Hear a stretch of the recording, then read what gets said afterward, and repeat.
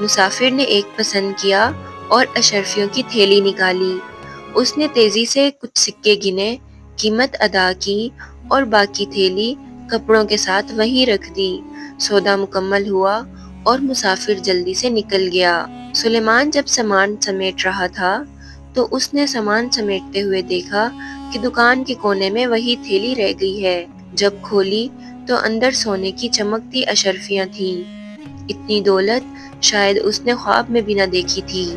رات کو جب وہ گھر پہنچا تو بیوی نے پوچھا، یہ تھیلی کہاں سے آئی؟ سلیمان نے سارا ماجرا بتا دیا۔